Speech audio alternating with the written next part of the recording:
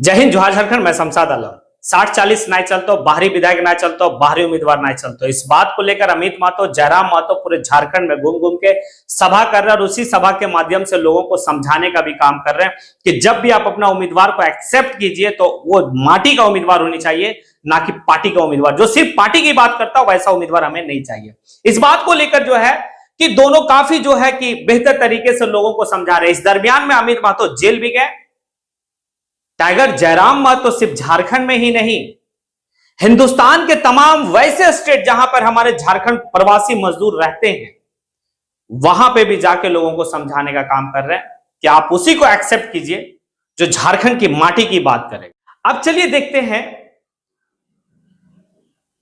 कि 2019 का झारखंड का विधानसभा चुनाव और आज जो है कि 2023 का राजस्थान का विधानसभा चुनाव का क्या कनेक्शन है।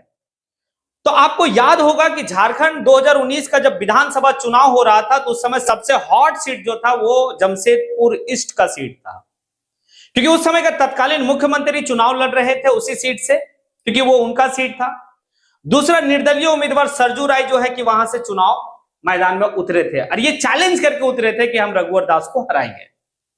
और तीसरा जो उम्मीदवार थे वो थे गौरव वल्लभ कांग्रेस का उम्मीदवार।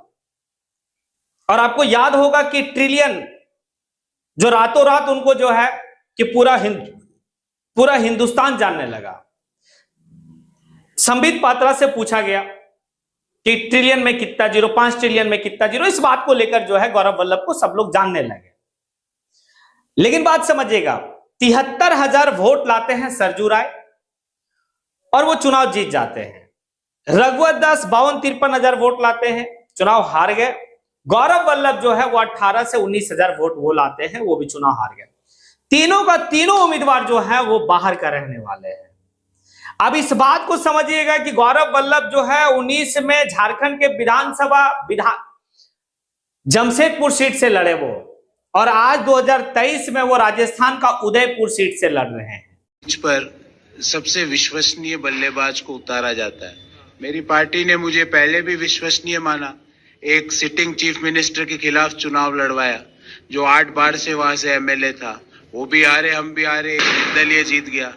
अब इधर भी मेरी पार्टी ने मेरे पे भरोसा जताया है। मैं निश्चित रूप से कह रहा हूं, देखो मैं कोई अभिमानी तो हूं नहीं कि मिशन 150 और मिशन 180 पर जिस तरह से आज खेखरे में पूरा बाजार बंद है पर डोर कैंपेन किया और मेरे सैकड़ों कार्यकर्ता और नेता मेरे सामने खड़े हुए, तो ये बताता है इनके। तो वो क्या समझेंगे कि झारखंड के हित के बारे में और क्या सोचेंगे वो? कभी वो आपका भला के बारे में सोच सकते? क्योंकि ऐसे लोग हमेशा अपने पार्टी का बात करता है, कभी वो माटी का बात नहीं करेगा। वो आज उनको मौका मिला तो वो राजस्थान चले गए और जाने के बाद उदयपुर में इस बात को कहते कि मेरे जितने भी लोग हैं, चाहे मेरी बहन हो, मेरी फुआ हो, मेरा घर हो, सब उदयपुर है। कल तक तो आप जमशेदपुर को अपना कह रहे थे, कल तक तो आप जमशेदपुर के जनता को अपना ही कह रहे थे कि मैं यहां से कहीं नहीं जाऊंगा। आज आपका पार्टी उम्मीदवार आपको बना दिया वहां से, तो आप अपने वहां का हो गए। दैट मीन्स आप जो है, आप जैसे लोग सिर्फ पार्टी की बात करते हैं, माटी की बात नहीं करते। आपको तो यह सोचना चाहिए कि वो जो 18,000 लोग हमें वोट किया है वो हमें अपना नेता माना है। आप अगर इस माटी का होते, झारखंड की माटी का होते, तो आप बिल्कुल यहां से वहां नहीं जाते। दैट मीन्स आपका 2 वोटर वाली, जो जयराम महतो, अमित महतो हमेशा 2 वोटर की बात की है कि 2 वोटर, कुछ लोगों का झारखंड प्रदेश में भी वोटर में नाम है और कुछ लोगों का दूसरे प्रदेश में भी है। ऐसे लोगों को चिन्हित करना होगा। और 2024 झारखंड का विधानसभा चुनाव, इस विधानसभा चुनाव में ऐसे लोगों को दरकिनार करना होगा और जो माटी की बात करेगा, जो हमारा माटी का होगा, उसी को अपना वोट करेंगे। बेहतर विकल्प को ढूंढना होगा। अब कुछ ज्ञानी बाबा लोग इस बात को भी कहेंगे तो भारत का नागरिक है, कहीं से भी चुनाव लड़ सकता है। ठीक है भाई साहब, बिल्कुल वो लड़ सकता है, उस राज्य का किसी भी वो राज्य में कहीं भी लड़ सकता है भाई, उसका वोटर लिस्ट में नाम होनी चाहिए, लड़ सकता है। ठीक है, लड़े वो, लेकिन हम अपनी बात कर रहे हैं। हम ऐसे लोगों को पहचानने का काम करेंगे और ऐसे लोगों को दरकिनार करने का काम करेंगे। आप अपने ज्ञान को अपने पास रखिए।